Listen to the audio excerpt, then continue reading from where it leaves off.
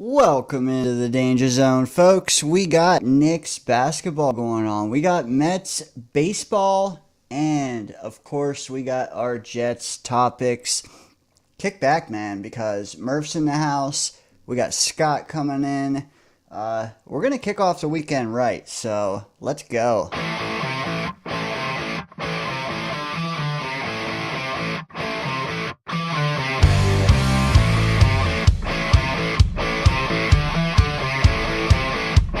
I love the show. I love you guys. Fucking, let's go Jets. Jets, Jets, Jets.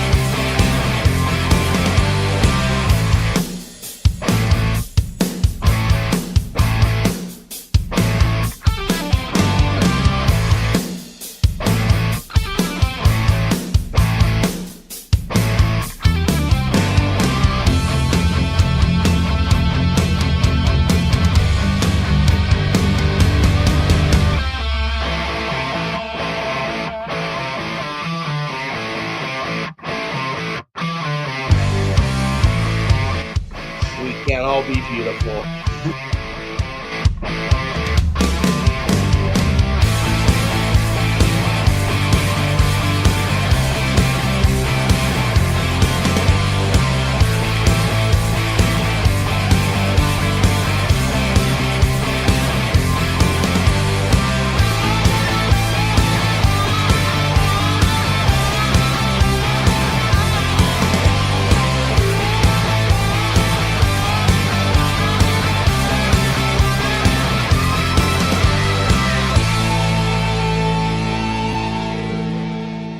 You're in the danger zone.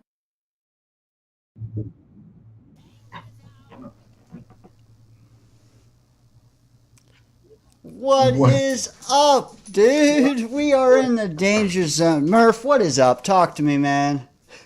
Oh man, the danger zone it is. You're feeling very dangerous with your Knicks new lid on. I, on the other hand, need a haircut, so I just threw the old V hat on for now. Man, what a week! What a week! And we actually did get a little something going on. We had some interviews, and we had some guys talking. It's always good to hear from our guys and get a pulse on it, you know. I think that well, I think that our guys are excited to be under Aaron Glenn. Like I do, you know, and there's something to be said for that. But we'll get into that stuff here later on.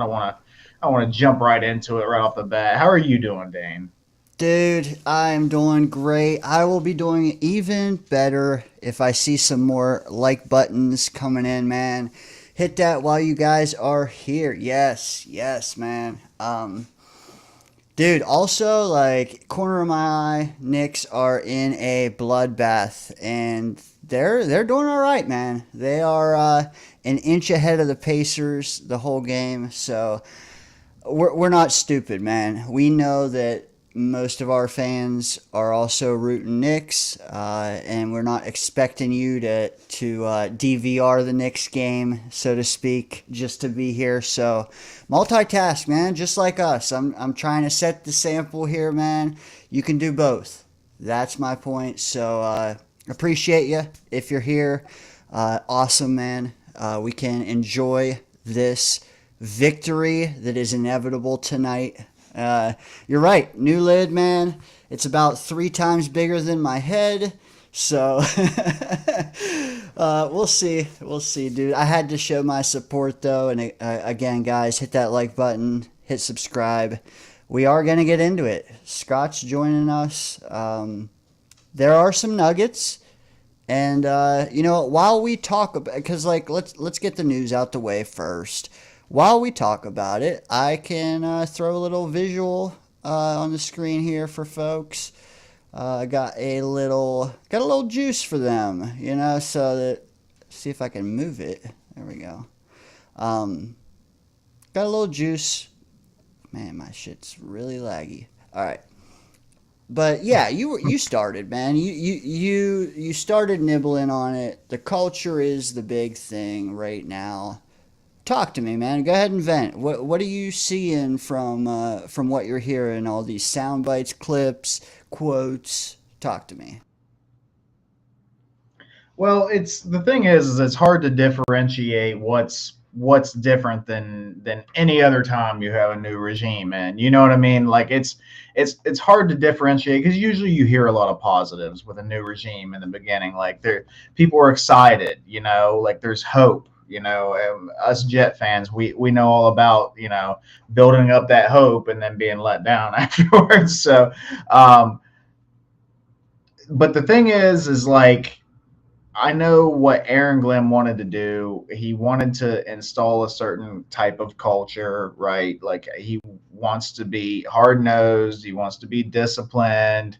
He wants, guys that are just ball guys, like and from what you hear from the guys that we know are ballers, like Quentin Williams, Garrett Wilson, like those type of guys. Like what you hear from those guys is that they're digging it. Like they're taking the bait. You know what I mean? Like Aaron Glenn, he's reeling it out there, buddy. And Quentin's like, oh, another rebuild. He's like, fuck that little thing floating over there. He's like, I'm gonna swim over this way. And then he's like, you know what? He's like, that actually looks pretty good. He's like, let me nibble on that. Let me try that.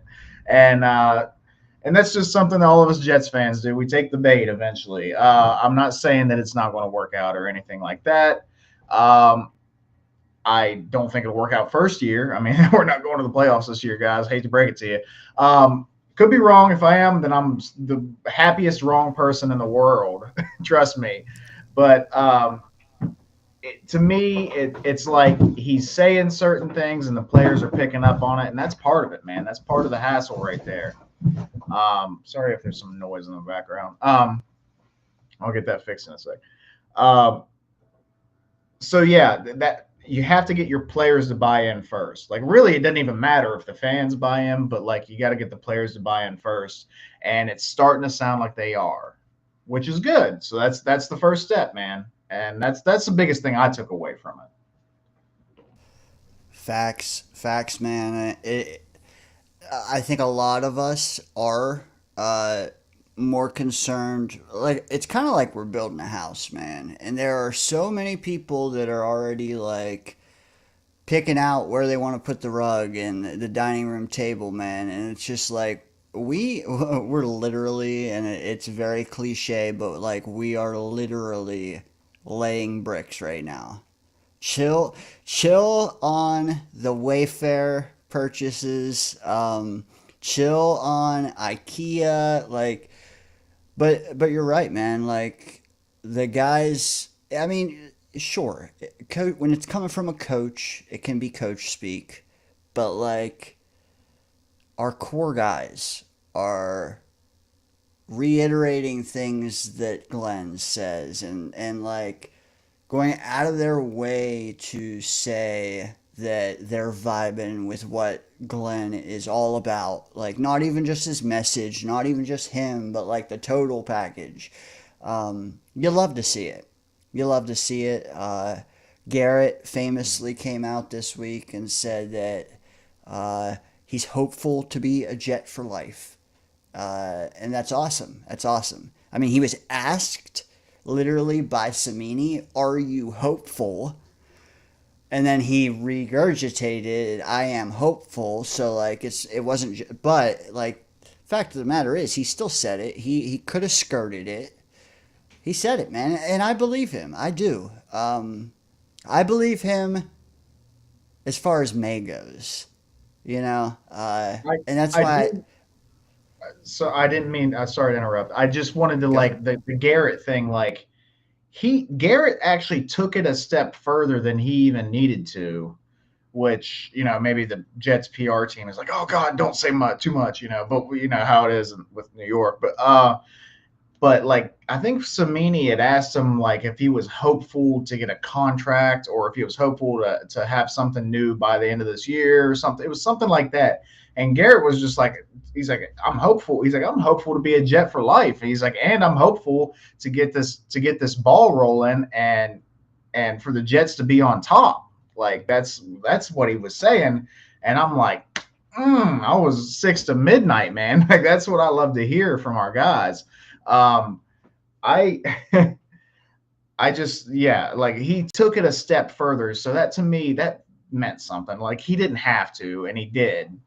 So it's not just like Rich Samini was like, "Hey, are you wanting to be a Jet for life?" And Garrett's like, "Well, I'm hopeful to be a Jet for life." Like no, like Rich was just talking about a contract and stuff like that, and Garrett's like, "I hope to be a Jet for life if I can help it." Good. I love that, man, because what I said probably was coming off a little, back. I'm glad you spoke up and you did hit that home because that was how he said it. I will say though, like he doesn't even have to be like there are some star receivers in this league that would not be there right now, even in a new regime. So like the fact that he is the thing is like if you go back and you watch his interview, his presser, like that dude has matured and has become more of a leader in the last 2 years. Like I was very impressed with the sound bites. Well, I literally like you got to watch the whole thing, man. Don't just trust clips, but you watch that whole thing, you cannot say that that kid isn't more articulate, more thoughtful, more he's a role model, man. And I don't know if you could necessarily say that 2 years ago, even a year ago. Like you see the growth is what I'm trying to say.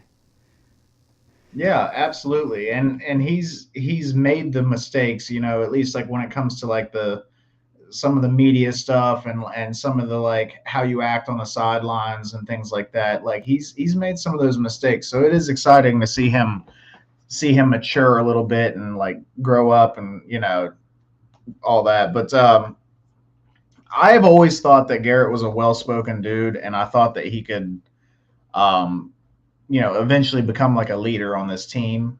Um, I think that whole draft class, really, that whole draft class, every one of those like first round picks, they all have the potential to lead. Like if you listen to the way they talk, you watch the way they play, and they lead on the field.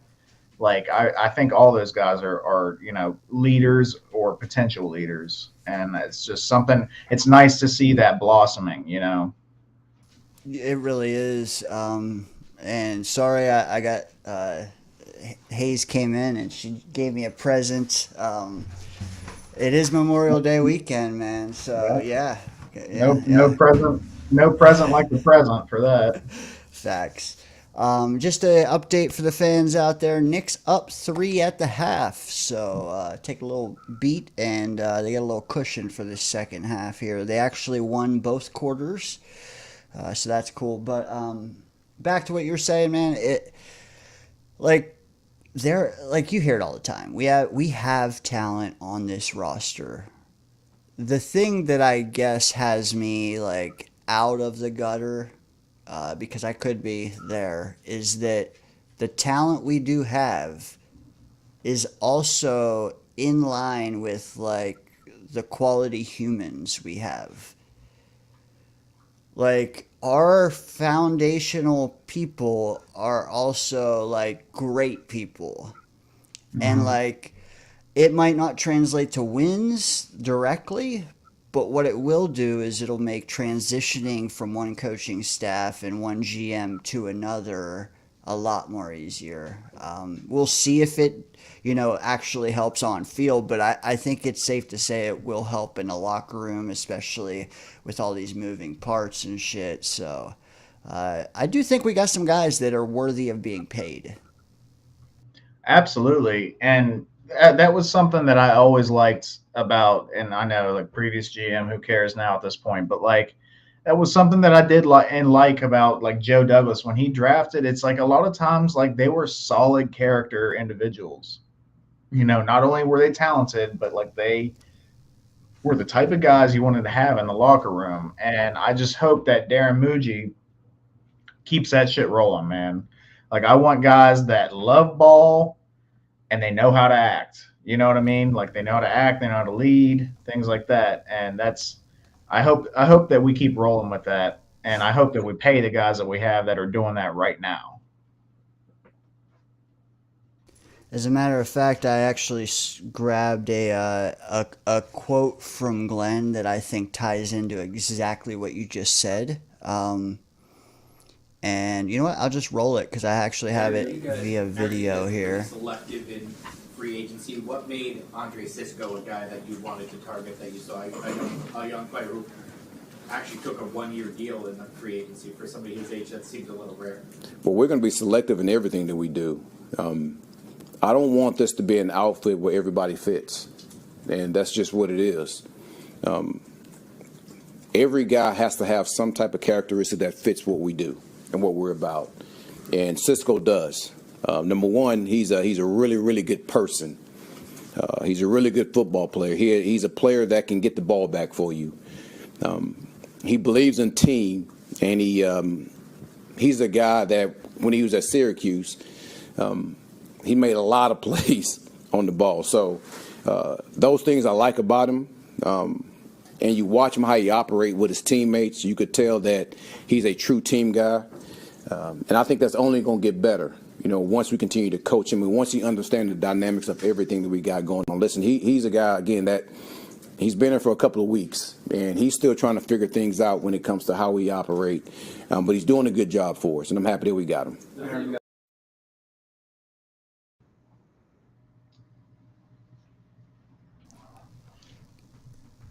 All right, getting off of that real quick, but I don't know if you guys heard it right off the bat, though. His direct quote was, "We're going to be selective in everything that we do." And I love that, for one. Like, I could talk for 10 minutes on just that because, like, people wanted the splash signings this free agency period. They still want Amari Cooper. Like, it's not just household names, guys. It's like, do you fit our scheme, whatever scheme that's going to be? Do you fit our locker room? Do you fit, like, everything? So, like, it's going to take time. Murph said it. We're not going to make the playoffs this year. I mean, regardless of what you think, barring a Josh Allen injury, that would go a long way. But, like, it's going to take time. That's all I got to say is we signed, what, 2 or 3 impactful guys in free agency? We needed, like, 15. So, like, did we draft 3 more?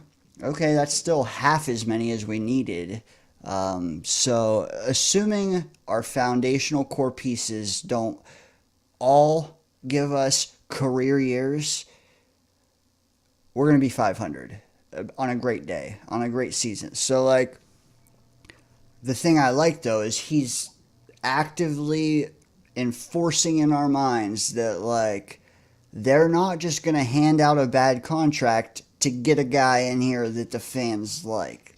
They're going to wait.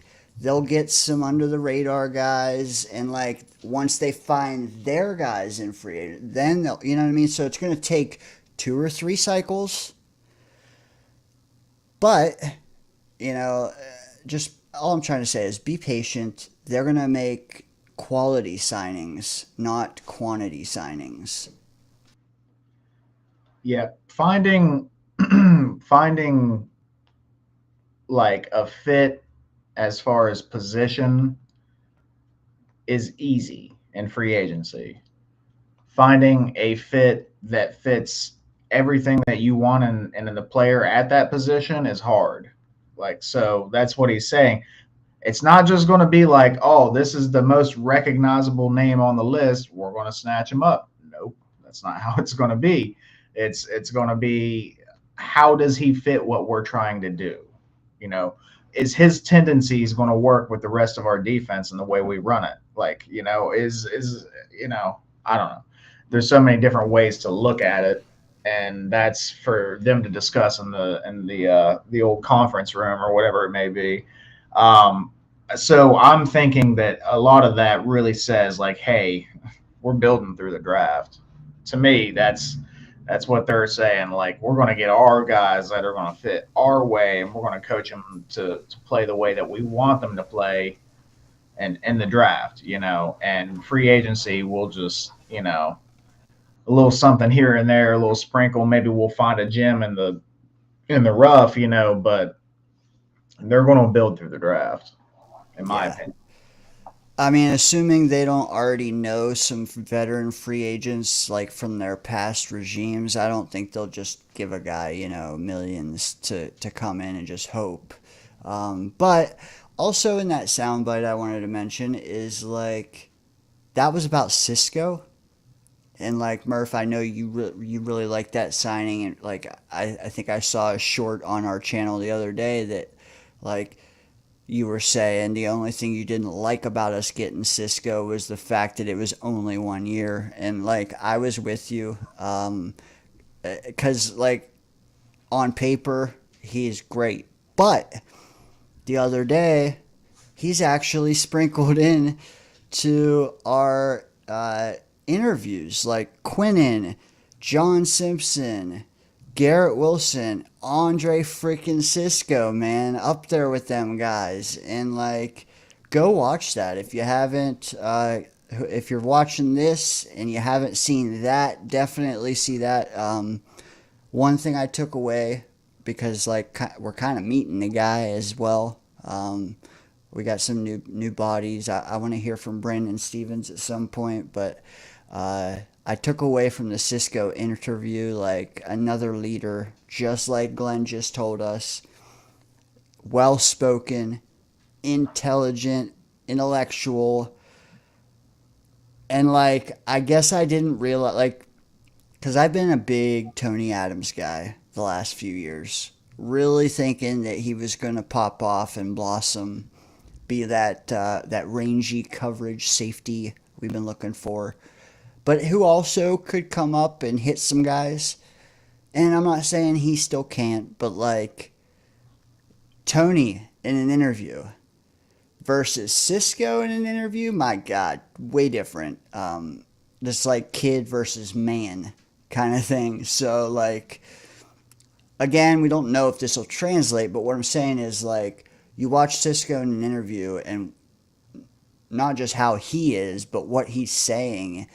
I bought in, I believed it, and I think that, and again, he said like, well, not again, but like he also said that the reason why he came here is because Glenn, and he knows how Glenn works with the back end of the defense. I don't know. I guess what I'm trying to say is with Cisco, with Glenn, with Stevens, all that, I'm really excited to see how our secondary operates in year one.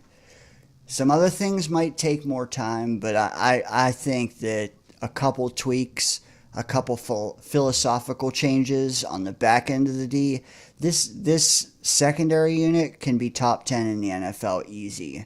Last year, they were like bottom 5 at times. So I think we can improve very quickly if he gets that area of the defense right. I don't know. I'm just geeked over Cisco and Glenn. What do you think about the idea of slight improvements there, paying massive dividends?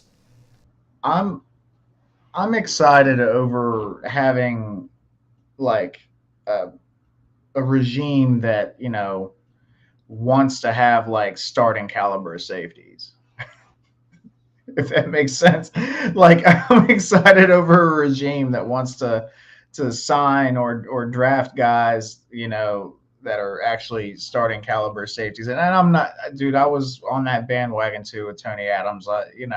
and he still could end up being, I didn't think he was horrible, but like he didn't necessarily have a great year last year. I'm actually curious as to, aside from Cisco, like who's the other guy back there? Is Malachi Moore going to push that spot, or is Tony Adams going to be in there? Isaiah Oliver, maybe? Who knows, man? That's definitely going to be one of those things as we get into training camp and stuff. I'm gonna be looking at. It's not going to be Brandon Stevens. I can promise you guys that. You know what I like though? I like that it's gonna be the best guy out of those guys. I don't care who it is. As long like competition will like I'm glad that we have choices, I guess. Yeah. I just hope that our coaching staff doesn't have like these pre-designated favorites and things like that, because that obviously we've seen that in previous regimes. I just want, like you said, get the best guy in there, man. Like get the best two safeties, get the best four defensive linemen, so on and so forth. We want to compete, like they want to compete. These players want to compete. Coaches, we want to see them compete. Like even though I know it'll fuck up our draft position, like I would still want to see them compete next year. Like I want to see wins. I want to see us be a team that teams, even good teams, are like, ah, shit, we got to play the Jets. Like, like yeah, we can probably win, but it ain't gonna be easy. Like I just want to see that, man. So get the best guys in there, man. Competition, the old adage, iron sharpens iron, and all that stuff,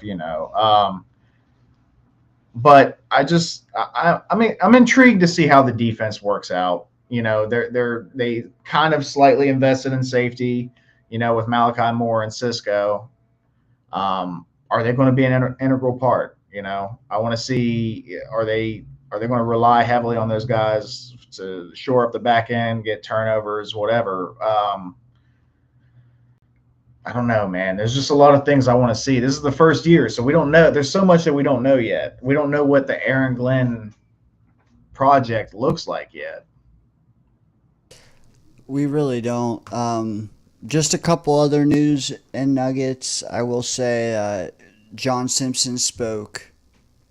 Another hell of a guy, man. And I'm sure they chose who spoke based on how well each guy speaks. But, like, Simpson, to me, Simpson is our offensive line's glue guy. Just a hell of a speaker. He did mention that they asked him about Josh Myers, the center we brought in from Green Bay, and he gave Myers props on his intelligence, and he mentioned that he's pushing Tippmann right now at center. Now, some fans, and actually Zach Rosenblatt, for instance, he came out after that presser and he said that the Jets could have there be a competition at center. And then people ran with that as to we are having a competition at center. Dude, that's all speculate. Like, you know what? Honestly, it doesn't. I don't disagree that there will be competition there. What I'm saying is I don't think Tippmann is going to lose that job, so it's not going to matter. Like, there's probably going to be competition at every spot except Fields. Is that newsworthy? It's like saying Sauce is competing for CB1. Who cares? Like, I don't know. Tippmann is the center of this offensive line. Yeah, and I'm glad you said that, dude. Because come on, guys. Like we can't take like something off the table scraps and call it a meal. Like we can't do that. Like we know they invested in it wasn't this regime, I know, but they invested heavily in center. The second round pick is it's a high pick for a center. He has shown out, like he had a very solid rookie year. there's no reason for him to lose that job unless he's just completely screwing off. Like, I understand, they paid Myers to come in, but like they pay decent backups to come in too. Like, you know what I mean? Like, you want to have guys in there in case your guys get injured. You want to have guys in there that are going to push your starters to try and be better. Like the competition thing is real. Like, if you got absolute nobodies behind you, you get comfortable, you get complacent, man. They don't want complacency. That's not something you want in the team. You want your guys pushing every rep, every practice rep, every situation, giving it their all, because that's the only way they're going to get better. And in today's NFL, you got to keep getting better, man, because it's the competition is stiff out there, man. Really is, man. And like, bro, we won 5 games. Like, nobody should have their position given to them. I'm sorry. So if people want to run with that in May, fine, run with it, man. But just like reread that article from The Athletic from Zach Rosenblatt. It literally starts with the Jets could blah blah blah. And that's his speculation, man. I just wish people would really, I don't know, whatever. I'm old man yelling at the sky, But Quinnen spoke, man. Quinnen is not. I don't know. Quinnen, when he speaks, doesn't do it for me. I like him when he's bullshitting with people, but as soon as like formal questions start getting thrown at Quinnen, he literally turns into a robot and just gives great silver platter, politically correct answers. So I watched his presser, and I really didn't write a single thing down except he approved of Glenn, and he said that we're getting back to hard-nosed football, quote unquote hard-nosed football. I like that, but again, he's just kind of too PC for me. But yeah, Garrett spoke. We talked about that, man. We talked about how he wants to be a Jet for life. There was probably 15 minutes of Garrett. If you wanted to find a Gene Coakley interview and a presser and all that, like, the one thing I would say about Garrett, I mean, it's a weekly show, so we don't have to do the whole year view of Garrett, just this weekly view aspect of it. So Glenn basically said, Garrett Wilson, that's a guy we're going to try to get the ball as often as we can. We're going to basically force feed Garrett Wilson. That's the vibe I got from Glenn's presser. What do you think of that notion? I mean, it's common sense, but it's also like, May, do you think that's more like a message to Garrett, or do you think that's honesty? What do you think of that? Well, for one, what the fuck choice does he have? I mean, it's Garrett and a bunch of scrubs at receiver. So yeah, Garrett's going to be a focal point, to this offense. But I do think he was legit in what he was saying. I think that what's up, Scott? Hey, fellas. Look at this guy, man. He's always got the view. But yeah, I think that Garrett deserves to be a focal point. I think he's proven it over this time. Like, every year he's at 1,000+ yards. He fights his ass off. He gets like drilled in the game, and like, if maybe he might set a play out and he's back in there, dude. Like there's probably times where I've seen him where I could tell he was banged up, and he's like, no, I'm not done, man. He's like, I'm coming back in, because he's a competitor. So Garrett deserves to be a focal point, and when it comes to passing, that's mostly all we got. So yeah, I think it was I think he really did mean that. I don't think it was trying to motivate Garrett. I don't think Garrett needs any motivation. Scott, what's up, man? I'm sure you heard what we were talking about as far as Garrett Wilson goes. Do you think that was coach speak, or do you think he was being honest when he said we're going to force feed Garrett? I think that might have been for the fan base more than anything else. But like Murph said, who else they getting the ball to? So yeah, I mean, you can't force feed him. That's not going to work. Hopefully, they can scheme him open 12 times a game. That'd be awesome. So, and that's gonna start with a running game. So, hopefully, they run the ball better than they did last year. I'm with you. Force feeding, you're right. Like you might be able to force feed him if it's just a ton of drag routes and comebacks, but like I don't know. I just want us to do some deep shots to him throughout the year. You know. And like you said, Dane, right now it's all coach speak. It really is. So, There's a lot of that. yeah, that's the time of year. I think. Okay, let me ask you guys a question. It got me thinking here. We got Abby and Chris in the chat. They got me thinking about Mason Taylor and the other rookies and stuff like that. And I'm not even going to ask you because I already brought up the name of but I think out of the guys that we drafted, if I wanted a guy to hit their ceiling as early as possible, like if they came into the league just hit the ground running, I think Mason Taylor to me is the guy. Like if I had to choose out of all the rookies, I need him to hit right off the bat because Garrett needs help. That's kind of what I was getting at earlier. Like obviously you want Mimbu to hit, like you want all the guys to hit, but like I think we need Mason Taylor the most to hit. What do you guys think about that? Or is there a different rookie you think is a higher priority? Dane, you want me to go? Yeah, you know what? Let me go, and then I'm gonna step away for 30 seconds. Yeah, dude, I'm with it. I mean, unless Arian Smith can pop, because if Arian Smith can pop, then I would probably say that first. But I mean, he's a fourth round pick, so I don't think that's fair to say that. Yeah, let me just pick a UDFA. Yeah, let me pick Quentin Skinner. Yeah, you know what I mean.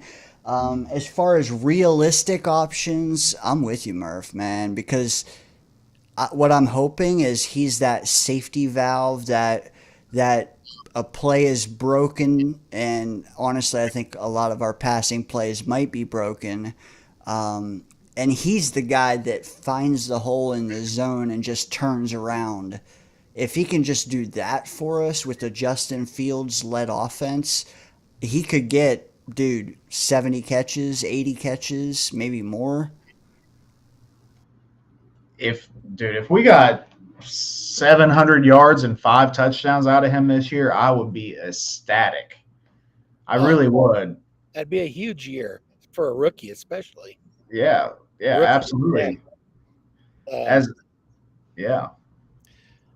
For next season alone, I could see that him being the one who could influence the success the most. But long term, I'm still Membu, dude, because if you got your tackles locked down for the next 10 years or 5 years or whatever, that is a luxury, man. That is a luxury. Yeah, and that's quite the expensive position, the tackle. Yeah, if you got to pay two new tackles, you're paying a lot of money out. But if we got 2 of them locked up and we don't have to worry about searching for them and spending draft capital to get one and things like that, yeah, that will definitely be beneficial in the long term. But I'm just saying, like this year, man, we kind of need Mason Taylor unless they finagle some kind of trade for a decent wide receiver too. We definitely need some Mason Taylor this year. Well, are you off the Lazard train? Buddy, I already attached dynamite to the tracks. I'm just waiting for it to come, and then I'll press down the old Acme thing or whatever, like in the old cartoons.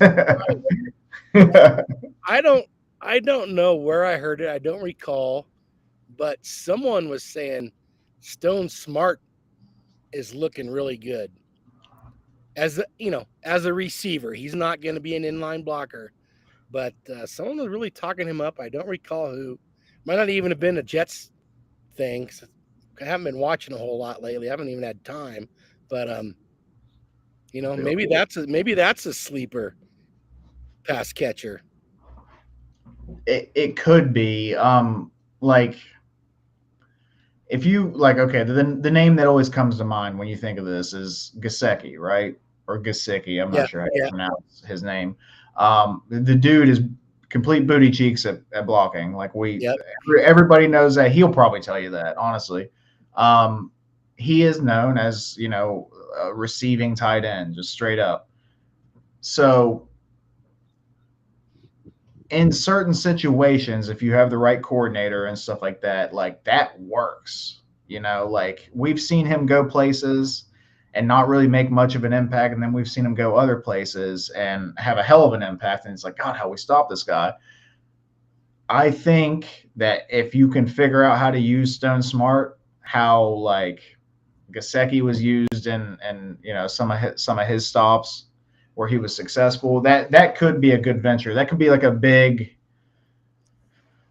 slot type guy that you can use here and there. Like I think that could definitely be, I mean, God, I'm willing to try anything to give Garrett a little bit of help. But yeah, they need to be looking up some Gasecki film. Well, he might just be a third down guy, based on what we all suspect the Jets are going to be offensively next year. He doesn't seem like a good fit. So maybe, like you said, he's just like a big slot on third down. So we'll see. Yeah. Scott, I just want to chime in on what you said, man, about the bookends thing. Like, you are right. I don't think we can fully appreciate, at least some of us, how valuable that will be. Because like we've had it, but we haven't had it 20. Like these guys together aren't even 45 years old. Like I don't think that we can even fathom what that kind of value would be to not just our team financially, but like an offense over time. Like I don't know. You got Murph's right because he's looking short view, just 1 year, and like we need Garrett to have some kind of like you can't just if Mason doesn't pop, Garrett's getting bracketed.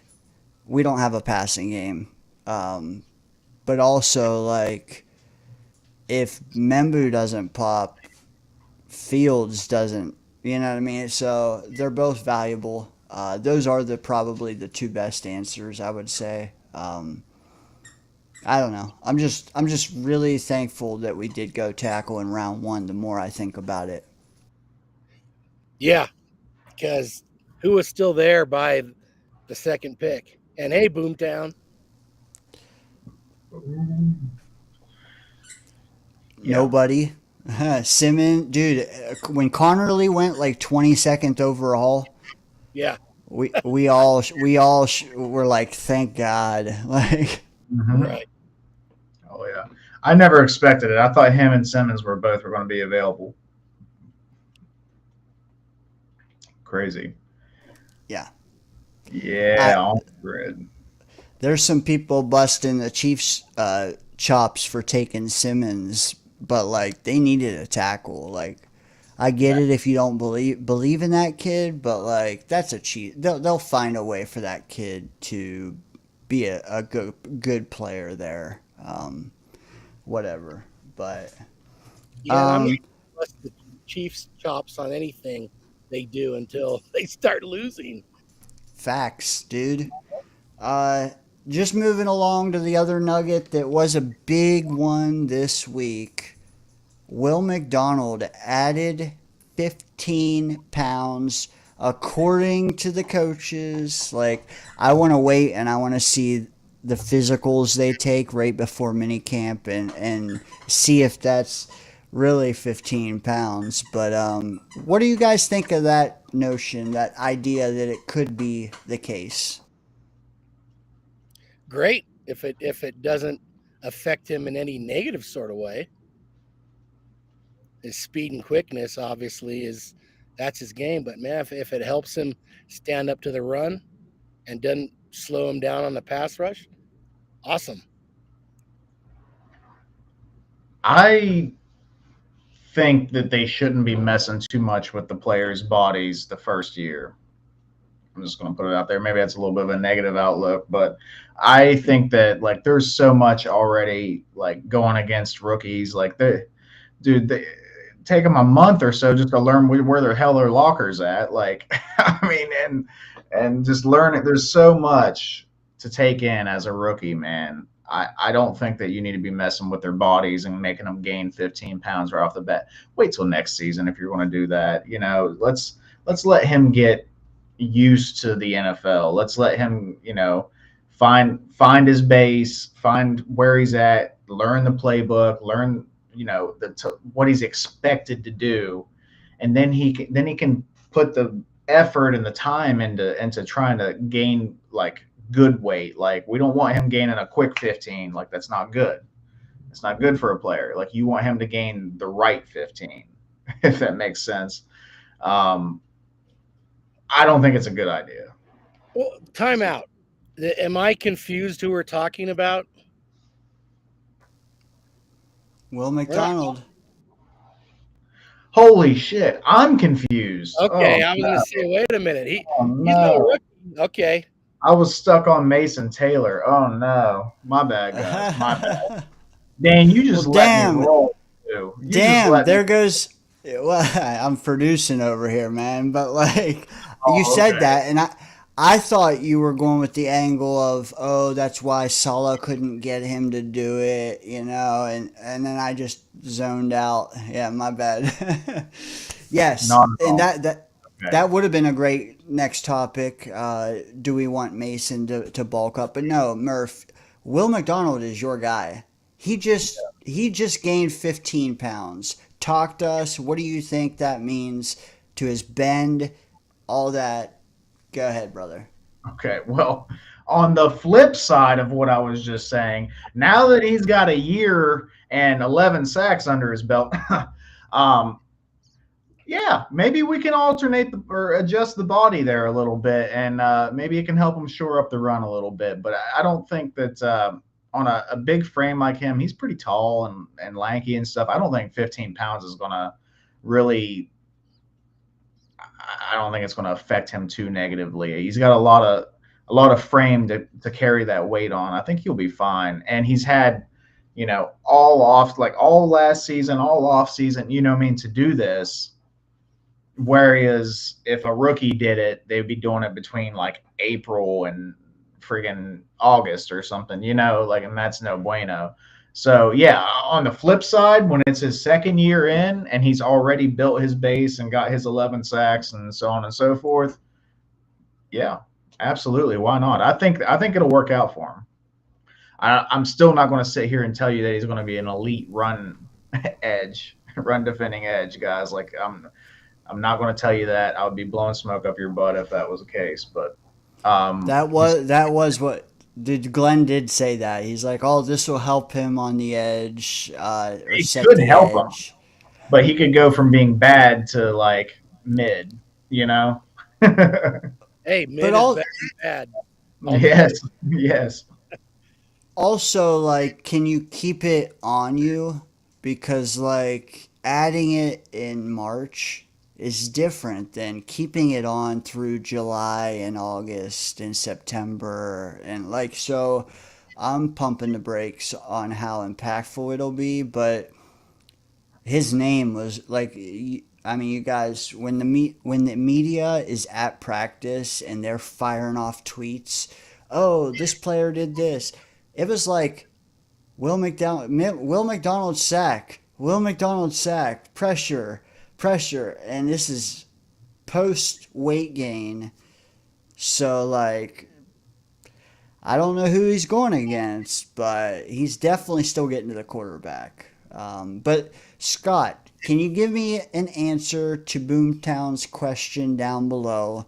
He says, am I nuts for not giving up my seat on the "we should have drafted JSN instead" train? and not fully. So he's still thinking we should have went the JSN route, and he's not fully embracing McDonald. Talk to Boomtown. What was that pick number? What 12? 15, 13? 15. Was anyone, and not going after Boomtown here, but was anyone in their right mind taking JSN that high? Was where did he get drafted? Boom. He wasn't first round, was he? Yeah, he was I first don't round. He went in the first round? Really? Yeah. He was on a lot of Jet fans' radars because I don't know if it was more so that we thought he was worth 15th overall, but I think that most people wanted to pair him with Garrett Wilson. But I think he went like 4 or 5 picks later. Okay. Huh. No, I mean, I guess I can see that if that's your your preference.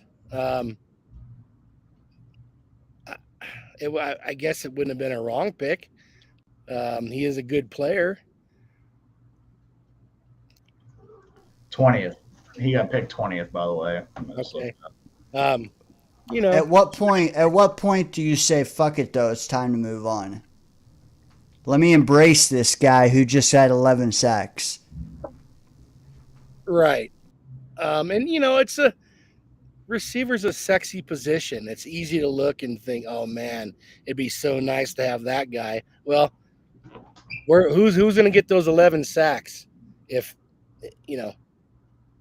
Will wasn't there doing it? Imagine how bad our defense would have been without him.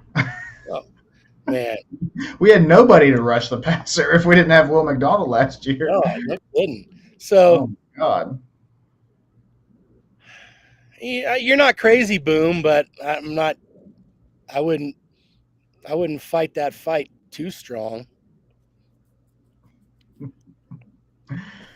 Well, I think you are crazy, Boom. Here we go. Thank you. Like Abby said, 11 sacks are 11 sacks. Like, come on. Like we got a promising pass rusher, and that's quintessential in the NFL, man, because how do you win on defense? You get after the quarterback, like the teams aren't running and shit like they used to all the time. You got to get after the quarterback to win, especially in these high stake games. So is JSN a good prospect? Is he already seemingly blossoming into a good player? It seems like it. Yeah. But so is Will McDonald, and in retrospect, we needed him too. Yeah. Because we I got think Boomtown AJ on one side, we still need somebody on the other. So he's coming back. Yeah. I think Boomtown was just as shocked as we all were to see us go edge there and Will McDonald go in the top 20. I mean, that was shocking at the time, and he kind of does throw it back to us like, was Will McDonald a reach, basically, I think he's asking. And I would just ask him, like, if you redraft that first round, Boomtown, where does Will McDonald go if all 32 teams pick again? I would wonder what that answer is. Yeah. I would imagine a pass rusher that their most recent year they got 11 sacks, and I feel like I'm a broken record at this point saying that, but I'm just saying, like, a pass rusher that has shown that promise in his most recent year is likely going to be valued pretty high, and he might go top 10, in a redraft. But also JSN might also go top 10. I don't know. Yeah, that's the thing, dude. It's just you need two good receivers, you need 2 good pass rushers. So it's like, pick your poison. We had Robert Saleh as our head coach at the time. So what do you think his poison is? It's going to be on the defense. Yeah. I just wish Will McDonald could be what he's supposed to be, and that's the third edge situational guy. I think that I mean, we've talked about it, man. He, as good as he is at number 2 edge, he'd be so good as a number 3 guy that comes in and just, dude, those tackles would be spun around so fast if they were going against a slow edge on first and second down. Say you're going against Michael Clemens and then all of a sudden Will McDonald comes in. Bro, you ain't containing him. You're not. Okay, Dane. So is a number 3 edge bigger than what Boomtown has? What did he just put up there? 100 receptions, 1,130 yards, 6 touchdowns. Which are you taking? Um, Take JSN and Will out of it, and that a third edge or those stats at your number 2 receiver. that's not enough touchdowns for me to take the wide receiver, man. 100 receptions and 1,100 yards, you could get doing drag routes and comebacks and 5-yard slants all season. Like, I'm not sold on volume statistics. I need how many games did you win for your team? Like, even Garrett Wilson's first 2 years, I need to see more touchdowns. I need to see more game-winning plays. JSN, I've followed because I've had him in fantasy quite a bit. I'm more interested to see how he does this year than anything he's done in the past because bro had a lot of dink and dunks, a lot of just run 8 yards, turn around, and catch the ball. Yeah, I want up to this point Will McDonald. I'm curious as to how JSN, and I'm not saying that he's not going to perform, but I'm just saying I'm curious how he's going to perform because, like Boom was saying, like he's good enough for Seattle to let their top 2 wide receivers walk, and okay, but is he still going to be good without DK Metcalf drawing all that attention because the guy's 6'6", 240 and runs a freaking 4.32 40, I mean, that's an absolute monster running freight train running down the field.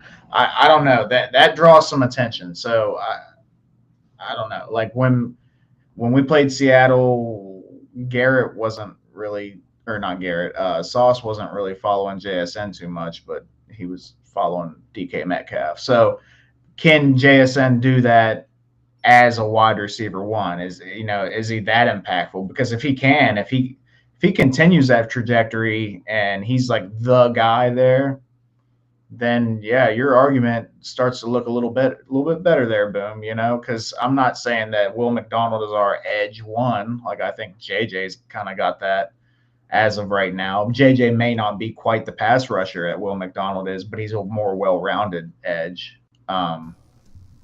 So, yeah, I mean, you can look at it a bunch of different ways, but I am curious to see if JSN can hold that momentum. I would say it's more difficult to find a 10-plus sack defensive end than it is a productive receiver, for sure.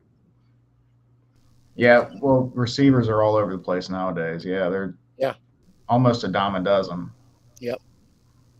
I mean, it's kind of the Brock Bowers syndrome with JSN. Like dude, if you're just getting force fed a million targets, anyone can have that stat line. Especially with only 6 touchdowns. Like that's not blowing my doors off when you got 6 touchdowns and you're supposed to be a premium wide receiver. Okay, devil's advocate here. How many touchdowns did Garrett have last year? Not enough, and I'm down on him too. 6. Yeah, I think it was 6. So maybe they had the same. I mean, like I said, I'm down on him too. I think I would rather you. Let me ask you guys this: would you rather a wide receiver have 600 yards and 12 touchdowns, or 1,000 yards and 6 touchdowns? Well, it depends on if they're finishing the drives off running for a touchdown. You A know, lot of context. A lot yeah. of context. A lot of context. Okay, the 1,000 yards. At that point, I need to look at yards per reception. Because if he has 1,000 yards, but he's getting 18 yards per reception, then I'm like, this dude is making plays. Like he's not just, like you said, dink and dunking. Oh, here's a 3-yard screen pass. Here's a 4-yard drag route. He gets tackled instantly and stuff like that. Like if dude is averaging 18 yards per catch and he gets 1,000 yards, then it's like, okay, he is making an impact on your offense that way. So if he has I would go with the yardage if he's got a high yardage per reception. Otherwise, I would go with the touchdowns. Yeah. What I will do again with the Garrett stuff, like I want to see the over the top. If you can beat your man and get a touchdown over the top, you're impacting games. I don't see JSN do it. I don't see Garrett do it. And I'm not saying they can't. I'm just saying, and it could be our quarterback situation the last couple of years and all that. But like, show me it this year. And let me ask you this: are you guys paying him before this year plays out or after? You're talking about Garrett, right?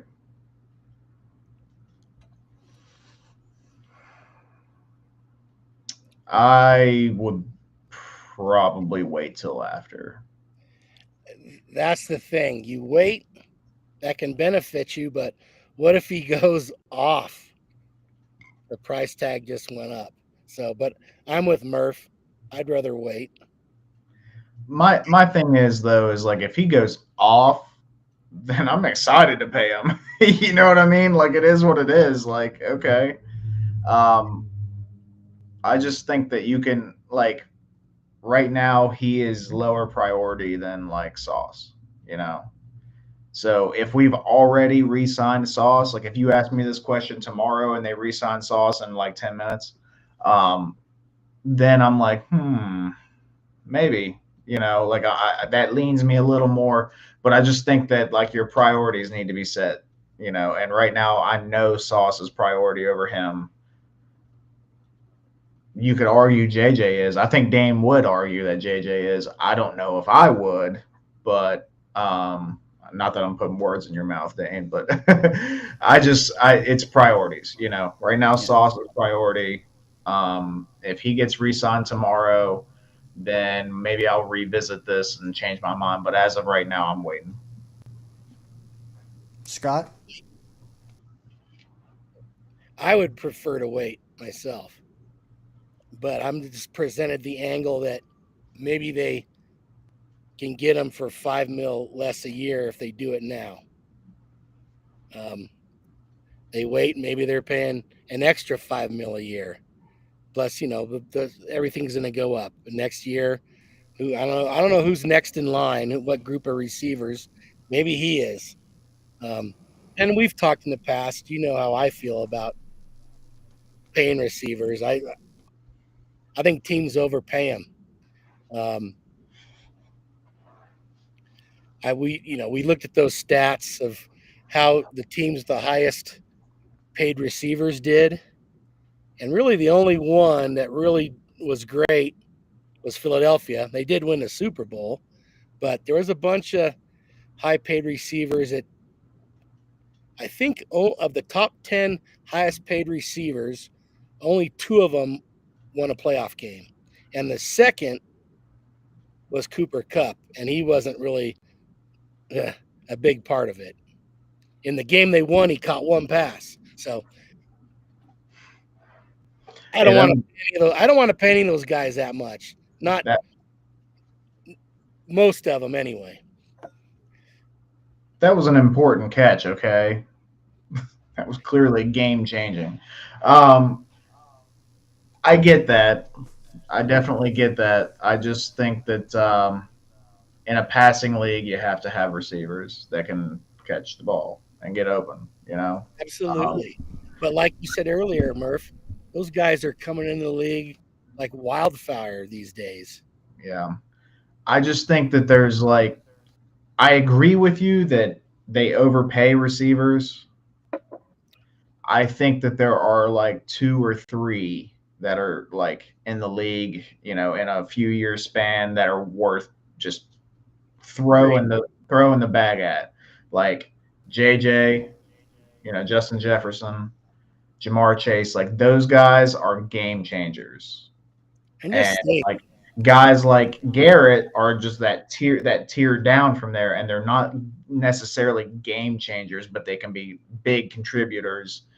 And it's like you don't really break the bank for those guys, but the NFL doesn't look at it like that. Unfortunately, it's just whoever's up next gets the most money. Like that's how the NFL goes. It just keeps going and going Yeah. and going. well, and that's why I'd like to see, and really it's more about quarterbacks even. Teams just say, no, we're not being forced to pay this guy way too much money. He's okay. Let's take a chance and find somebody. Some of these $50 million quarterbacks, come on, what are we doing here? Here's my take on the matter. I do think that the better bet, the better value is the premium corner. But I think the safer bet right now is Garrett. So, honest to God, this is what I would do. This offseason, they're going into a year 4. We have year 4 paid for. We have year 5 locked in. I would give Garrett a 3-year extension for $100 million. And that would lock him in for 5 seasons, because I don't think his value is going to change this year. However, while Sauce is, I think, my main priority, I'd do that, but I'd make Sauce wait a year. And I would see how he does in press man coverage. If he does well, I give him 5 years or 4 years next spring. So Sauce is getting the better deal, the longer deal, but I need more data for him because he wasn't really used right, if you ask me. Garrett, I'll give him $100 million right now. And yeah, it's $33 a year. That's a little extra, but we're not having to pay years 4 and 5. We're just doing that shorter term, and yeah, I don't know. That's what I would do. 3-year Garrett right now, extension, 4 or 5 with Sauce next year. Do you see any downfall with my plan? I think that there's gambits made. You're gambling in the NFL. You're always gambling. Yeah. No matter every contract that you throw out there, so there's different types of gambles. Like for Sauce, like you brought up, like, hey, like let's see how he does in the system, doing press man coverage, this and that. That to me is like, negative 110 gamble. Like, you know what I mean? Like that's a bet that's like the odds are in your favor because like you've seen glimpses of it, you've seen them do it here and there, and you've seen them lock down receivers. Like we mentioned DK Metcalf earlier, like he completely shut him out that one game. And that's a stud receiver, So that is a gamble where you're not really risking a whole lot. So to me, like that doesn't change it for me. Like I'm willing to make that gamble before I am willing to make the Garrett gamble. And maybe there's a little inherent bias. Maybe me and Scott are over here, old man yelling at clouds, like you said earlier, and we're like, why are we paying so much damn money to these receivers? I get that, but like,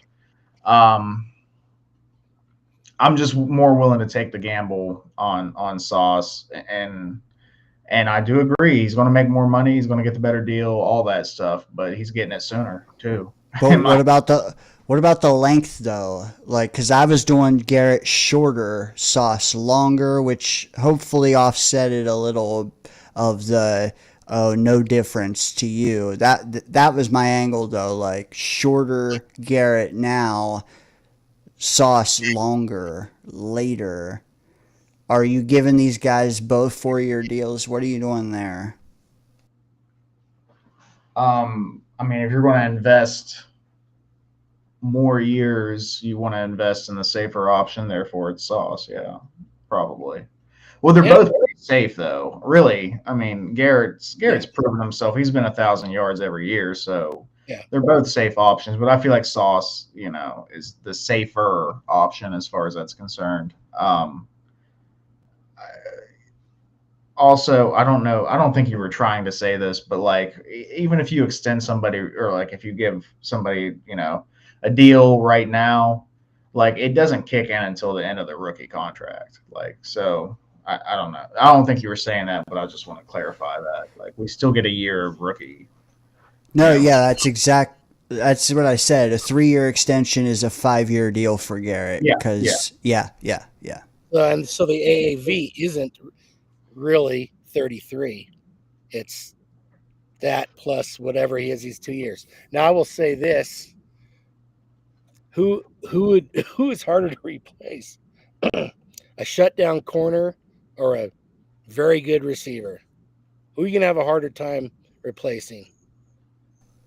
To me, that's a pretty easy answer. Can you draft Travis Hunter?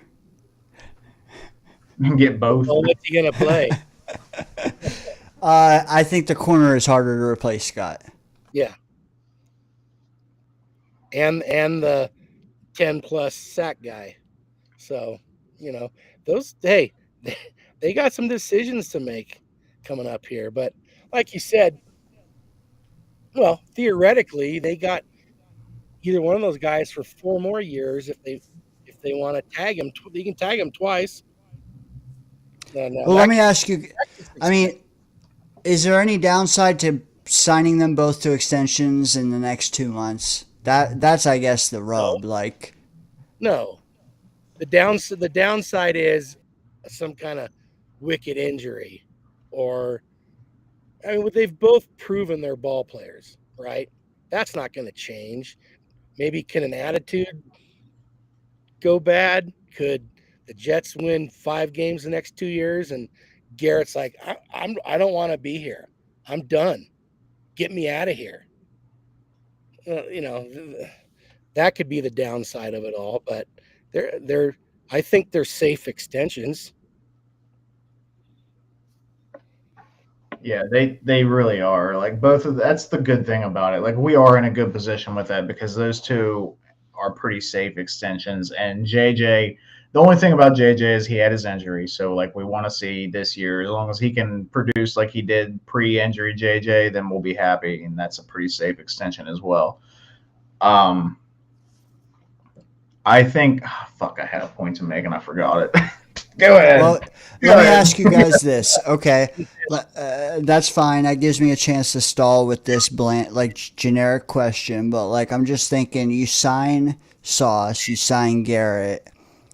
The next thing would be you'd have to choose. Well, you may have to choose, but like, hopefully you draft a quarterback because that solves all of this. But if you don't, you might be painted into a corner where you have to decide 2 out of 3 of these. A veteran quarterback free agent, Jermaine, and Quinnen. Are you okay going down that road where you may have to own one of those guys you can't have? Or would you rather just say, hey, I'll just wait on all this and see how it all plays out? Who's the veteran free agent quarterback? If Fields doesn't work out, what are you doing next year? Well, drafting a quarterback. And they're starting? Nope. Drafting a quarterback, and we're going to sign another Tyrod Taylor type, and he's going to start for a year. Hey, whatever I got to do so that fucking quarterback can sit on the bench and say, holy shit, these guys are fast. Exactly. That's whatever it takes. But I that's will deal with another year of suffering if I get to see a quarterback sit on a bench and make some little notes in his pad or whatever as he's watching the game. That's I will deal with another freaking 5-win season if I get to do that. That's well, just and, me. and that's why I'm asking who's the quarterback, and we don't know. I don't know who's going to be a free agent next year because there's a difference between Gardner Minshew and say Matt Stafford. Um, Basically the same guy. What are you talking about? same arm talent. They're like that was a good example because they're like totally opposite quarterbacks. Exactly opposite. But I would not want to lose either of the guys you mentioned for a mediocre veteran quarterback. But I don't want to force a rookie to play either. Hell, sign Tyrod for another year if that's the case. So you're more like, I think all three of us are in the same boat. Like, if you have to be a little more patient, but your patience will be rewarded with keeping the foundational talent long enough for a quarterback to be ready that's worth their salt. You're okay losing now to retain them rather than part with one of them to get a better rental. Absolutely. Good. Yeah, I'm in the same boat. Yeah. Oh, all right. I like that, Me and dude. Todd Maybe are rowing this monster together. I love that we're all in agreement. I don't know how bad the fan base would get if we win 5 games this year and we're going into next off season. Yes, we draft a quarterback, but then we got Tyrod again, and it's like we just 5 wins and 5 wins. Now we're looking at 5 more. Shit would get bad. But you're right. In the end, we would have a better roster. Shit's gonna get bad if it's one season of 5 wins. If you just know if the Jets are 3-8 this coming year, it's just the same old shit. People are going crazy. People want to kill Fields. Probably calls to fire the coach already. It's be the same old, same old. Thankfully, you're not on Twitter, Scott, because there's already talk to fire the coach. Why? Why would there be already? Because he let Aaron Rodgers go. What are you talking about? Oh, yeah. Well, hey, they chose their path. They're looking at the future. I think we all kind of agreed had they kept some of the guys around, we had a better chance at making the playoffs next year. But how about 2026, 2027? I'm with you.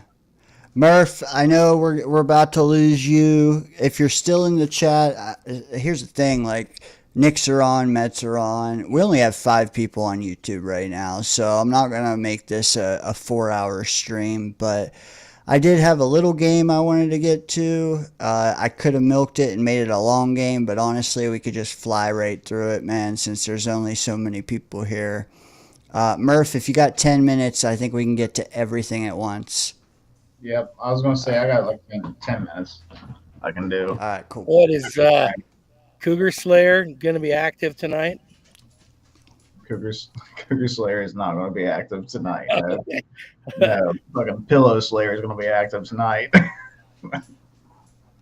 Nice. That gives you energy for Saturday night. All right. So, I think this game's pretty self-explanatory. Honestly, it's like an annual game here. If you followed the channel long enough, you've known, like, I'll cut up some photos, and your goal is to identify who it is. Now, last time I did this, I was literally giving you, like, a guy's pupil. It was difficult. This time it's not. But it kind of is because we have 90 guys on the team. Some guys, you might not know their jersey number. So I think most of these are softballs. But at the same time, there's a couple in here you might have to think about. So instead of it being a free-for-all, like I said, there's so many softballs. why don't I call on you guys and we'll just take turns. I'll go with Murph first, then Scott, then the chat. So we'll do that, okay? Sherwood, obviously the first one. Let's go to the next one. Of course, the one I knew. Thanks. All right, Murph, you're up, brother. Oh, jeez. Dane, you're a dick.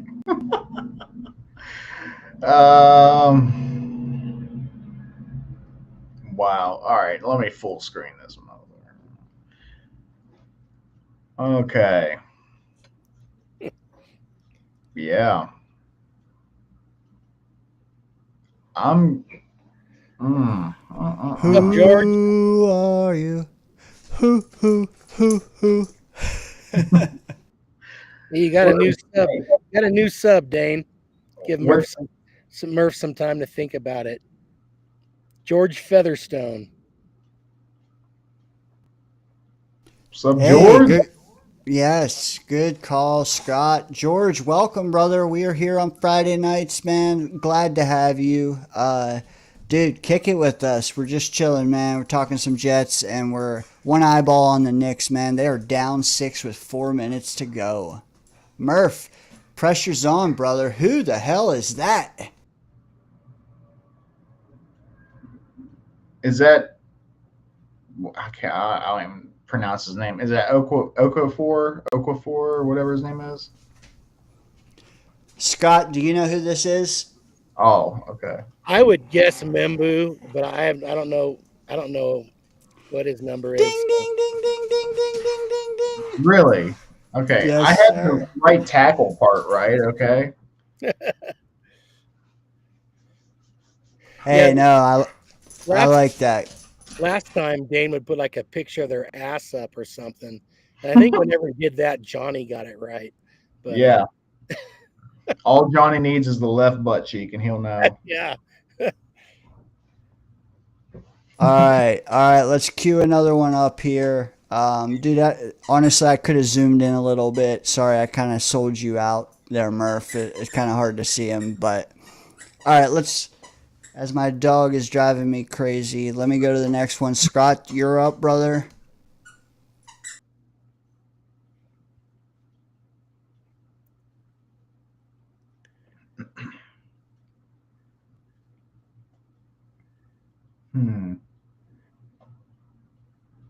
Huh.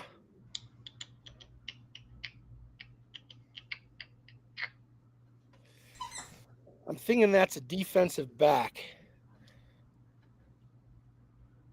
The number looks like it might be 24. Shit, Dane.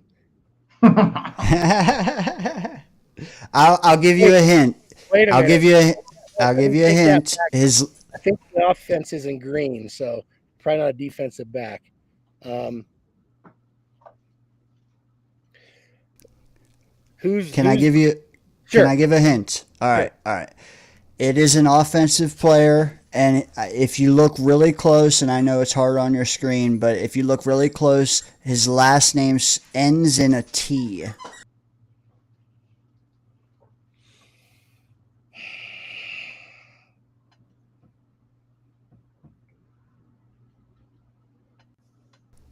It looks like his number ends in a 4. It might be 84.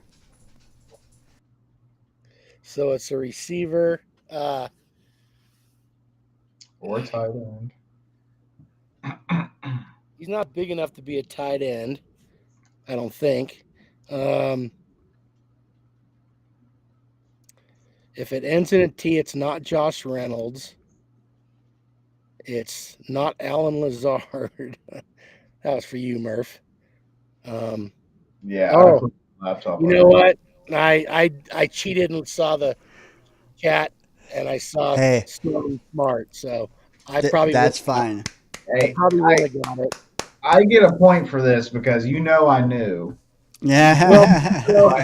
And I said it's not a tight end; he's not big enough. But now we're talking about Stone Smart, so there we go.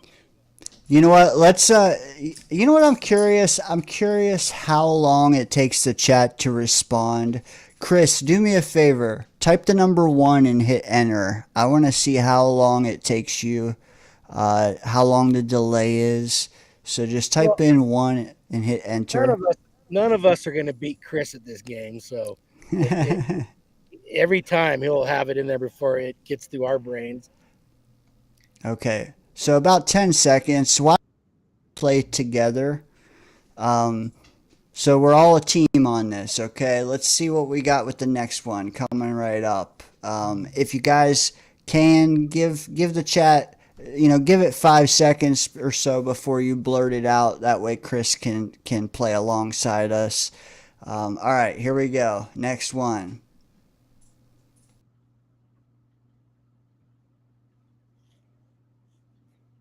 Well, that's Ruckert, isn't it? No? That's my guess. Isn't it Chris's turn? I'm not,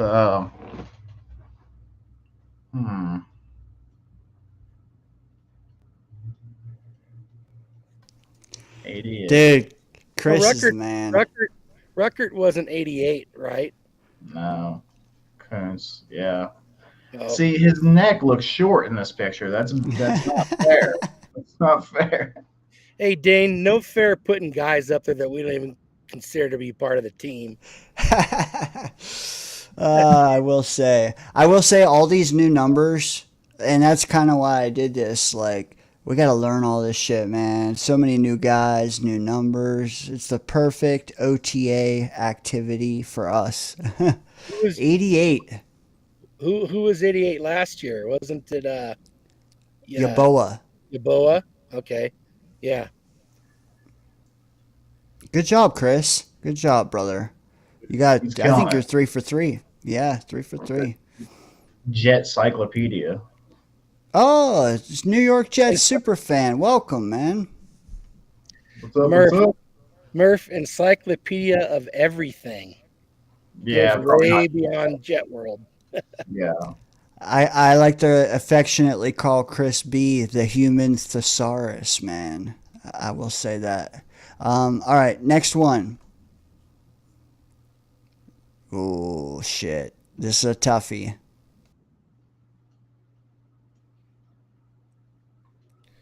That's it's the rookie. It's the rookie linebacker from Miami. Boom! I was thinking the same thing, and Can't I pronounce his name. can't tell you his name. Malagua or Malagoa. Maui something. Good Yeah. job.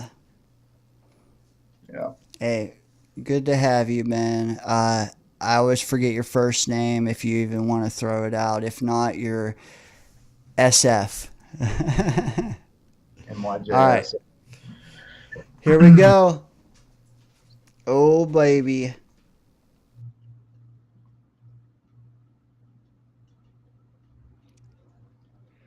Don't see a number. Donovan Edwards.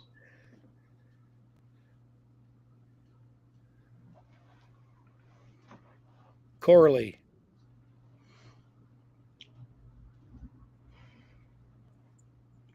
Oh God, Gibson. Yep. Is that okay? I'm gonna start thinking every one of the, well, not everyone, but many of them are gonna be guys we hope aren't on the Jets next season. That seems to be something Dane's doing here. In the interest of making it larger for you guys, you can hear me, but you can't see me. But I think you'll see it better if I do it this way. So got a couple more here. See who we got next. So was that Corley though? That was Gibson. Gibson. Oh, okay. Oh, I know who this is. I do. he has one less 9 than last year. Good job, fellas. Yes. Yes. Boom would tell me to cut this guy or trade him, and I would answer him in German and be like, 9. You know what? Let me ask you. I wish I asked Boomtown this. Would you trade him right now straight up for JSN?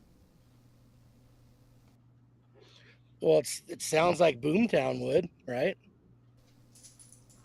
Yeah, I think he will. I wouldn't. I wouldn't. I mean, I would. No, I don't think I could. I just Because think they have. you're hurting at edge, then, man. You're really hurting at Yeah. edge. I just think they'd have an easier time finding a receiver close to JSN than they would a pass rusher who's going to get you 10 plus sacks. And it would be my luck we would do that, and then Arian Smith would have 850 yards this year. Right. This guy looks like a fan more than a football player. Dane's uncle. I will say it is a player that's been with us a couple years. Max Mitchell. Wow. Really? Nice job, Scott. Okay. Well done. That didn't even cross my mind. Yeah, Max Mitchell. I kind of try to forget about him a little bit. Hey, I told you the key to this thing, half of them are going to be guys we hope we don't have to watch play. So keep that in mind, Murph. That's fair. All right. Got about 5 more. Let's see what we got. As the Knicks are in a bloodbath. 14 seconds left. They're down 1. Who you got here, guys?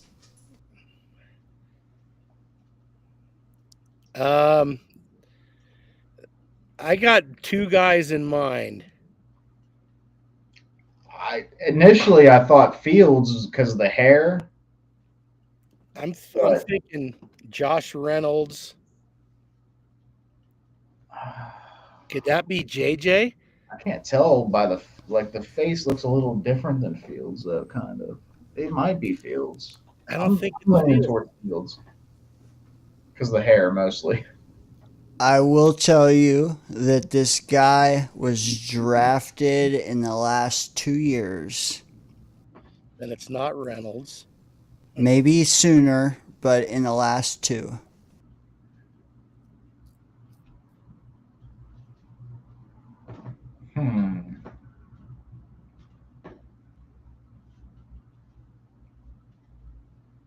Is that our running back from Wisconsin? Braylon Allen. Braylon Allen? Yeah. Is that who that is? That is. Okay. Well done. Okay. I lost the chat unless it's just they might be busy with the last minute of the Nick game. But let's keep going here. This one, yeah, I don't even know this one. I mean, I do now, but I didn't then. Yeah, that's All right, yeah. 58 though. 50. Everybody gives Leonard Taylor the third love. This is the other guy. This is Watts. And you know, who knows, man? He might become something. But let's keep going in the interest of time here. Caden Davis. No? Well, let's see. I thought it was. There's no way that was our tight end before he changed numbers. One of the who's punting? It is a kicker.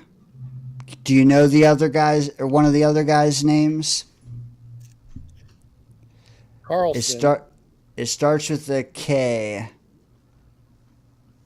Kai Kroger. You know that name? No. Nope.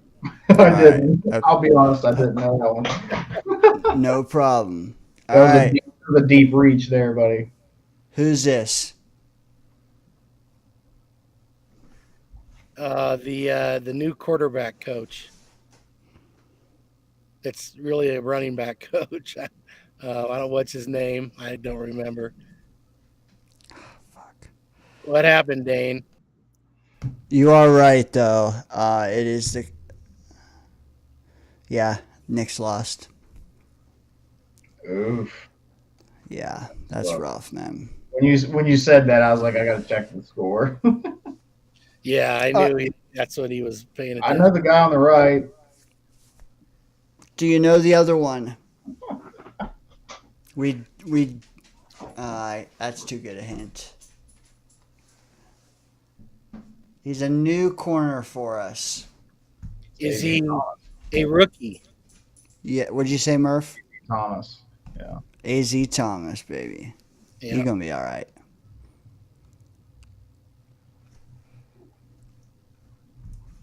This one, yeah. You think UDFA. Think UDFA pass catcher. Skinner. What's his Skinner. number? 39. Oh, That's he's an not going to interesting number, though, isn't it? He's Yeah. got to change He's not that. I gonna make mean, the team. well, yeah. Or take someone's number who gets cut, please. Hopefully 88. I actually do have hope for Skinner, but not at 39. No, yeah, like, dude, we're going to cut you if you keep that number. Yep. Poorly. There you go. Corley. All right. Oh, that's it. And as you can see here, folks, we're in a goal for 500 subscribers with what's his name that just subscribed? George. Welcome, brother. You're getting us just a sliver closer. We don't want 1,000. We don't want 2,000. So we're going to turn away subscriber 501. The doors close at 500. And once you're in, you're locked in. You can't get out. Facts. Dude, small channels are the best, but we do hope to eventually get 500. We got a couple months here before week 1. Let's do it. George, welcome, brother. Let me get this off the screen. We can wind down here. Yeah, Knicks down 0-2, man. Not cool. Gonna be tough. Gonna be tough to come back from that. You lose 2 in your own building. Yeah. But they how many would they win? 2 out of 3 in Boston? They did. So Why are the Pacers their kryptonite, man? They are Sock'em or whatever his name is. He had like 16 in the first quarter. He ended up with 39. wow. They got so many shooters. It's like the Knicks can always cover 4, but the 5th one always goes off. Yeah, dude. I don't know. Can they go into Indiana now and steal what, 1 or 2 of them? They better win 2 of them. They better win both. I mean, they don't want to be down 3-1. Nope. Tough night for the Knicks. Tough night. And it's shitty because the Knicks roster is stacked, man. Like, they got some players. Some players not playing that great, but tonight I'm looking like they all shot pretty good. What was the final score? They lost by 5. They won the first quarter. They won the second quarter. Yeah, it's just every quarter was super close. And in the end, like, I'd be curious how the last couple minutes went. Something must have, I don't know. Yeah, they lost by 5.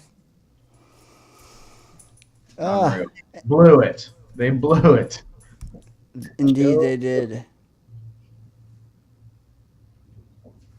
It's such a gritty team, though, huh? I don't count them out yet, but yeah. See, all right. Are You we guys see my test? All right. underestimating or undervaluing Indiana? No, I mean Indiana knocked them out last year. I don't know. Did they like? You think they beat the Celtics? Like, did that Indiana- take too much out Indiana of them? spanked Cleveland, right? 4-1. Yeah, maybe. I wasn't watching that series. They took down Milwaukee. So they're Indiana's good. they're putting in the work. Yep. Well, wasn't Milwaukee missing Damian Lillard, though? Yeah, and then he came back and got hurt again, and Yeah, but you know what?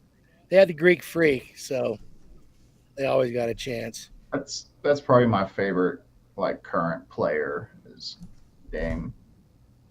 Dame Dollar. Yeah, yeah, I like watching Dame play. All right, But guys. Brunson's Yeah. cool. Brunson, yeah. But yeah, I mean, he had what 39 tonight, and they still 36, and they still lost. He shot 50%. He had 5 threes. He had 11 assists. I don't know what else you can do other than you got to play better defense. You know, Yeah. I mean, they shot over 50%. The Pacers. Isn't that like kind of a thing about that coach too? Like he's never really had good defensive teams. No, and he plays guys a million minutes a game, which tonight wasn't so bad there, but I don't know. I just think like they're gonna have to have Brunson carry them. Like, don't even do the 11 assists. Just go score 60, I guess. You don't have much of a bench, man. Man, I think the first game that 8 guys got minutes. yeah. Tonight their bench gave them 11 points. How many Uh, Indiana have? 30 something? That's 11 points on 4 for 11 shooting. The Pacers bench 21. Okay, not as many as not as bad as last game, but still. No, Twice. I mean it was like there wasn't just looking at the box score, there wasn't an obvious reason they lost. Brunson had 36, Sock'em had 39. They How both about- had one. How about bench minutes? Yeah, bench minutes. Knicks, I mean they had over, let's see, what, 50, 38, 63 minutes. Pacers Bench minutes? about the same. Yeah, Better than the Not first game. A lot more than the first game. facts. Does But Go ahead. I was going to say, is Deuce McBride still playing? dude, for love Nick? love him. Yeah, WVU he had guy. nice. He had 5 points. He sometimes he comes out and just lights it up behind the arc. If he gets minutes. Yeah, yeah, That's the facts. Yep. Yeah, gonna have to rewatch that fourth quarter. I will say the Pacers starting lineup, 4 out of 5 of them were in the positive plus minus. So like their starters beat Knicks starters pretty much. thing. Oof. Yeah. On their own floor. Come on, Yeah. Knicks. Well, there was the stat being thrown around earlier that the Knicks have never won a series where they lost the first game at home. Oof. Yeah, and now they've lost the first 2 at home. So you know that hasn't happened either. Yeah. I mean, their backs are definitely against the wall now. Yeah. It's going to be tough, but they kind of, I mean, they fumbled the other night. They really did. You got to close that game out. Yeah, and that guy just got so crazy hot. I mean, when you're knocking down threes every time down the court, this is ridiculous. But, I mean, okay, they took it to overtime. How do you not then win in overtime? Like, Yeah. that's the thing. Like, when they went to commercial break and you go to, like, I figured, okay, now you just, shit happened. Now win the overtime. No, they couldn't do that either. It's like, yeah, we'll see. We'll see. Anyways, guys, Murph, I know you're trying to go. Dude, enjoy your Memorial Day weekends. Absolutely. You too, man. I'm going to the vet in the morning. To the vet. Yeah, my dog screwed up its foot somehow. It's hopping around on 3 legs last couple of days. Oh. Like the Knicks in overtime. Ouch. Zing. All right, later, guys. All right. See Later, ya. bro. Have a good weekend. See ya.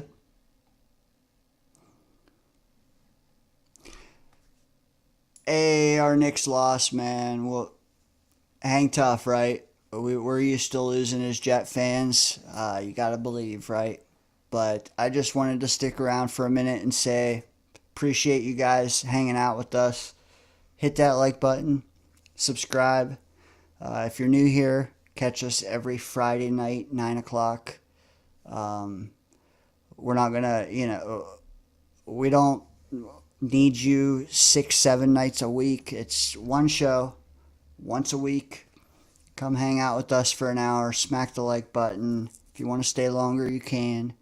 But if you get no other Jets content throughout your week, we'll at least bring you up to speed. What happened? It is the off season. We'll let you know what you missed. And hey, have a good Memorial Day weekend. Be safe driving. And yeah, enjoy it. JETS. Jets, Jets, Jets. I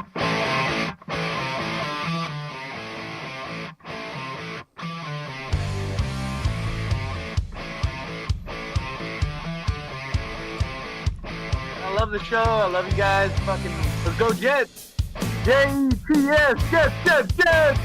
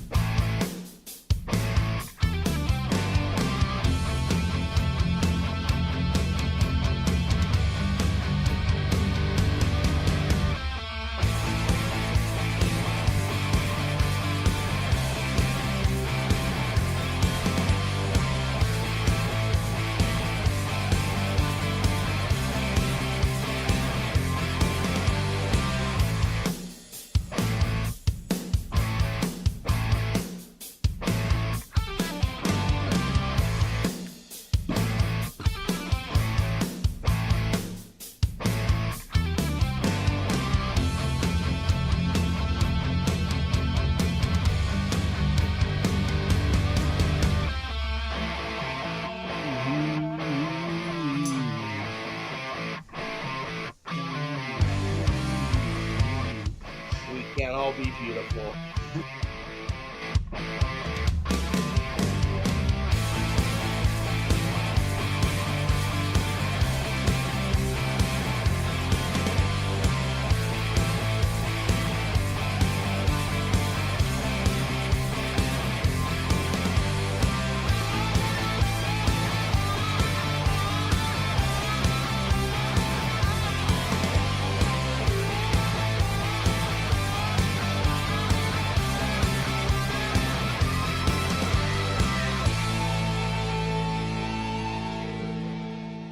You're in the danger zone.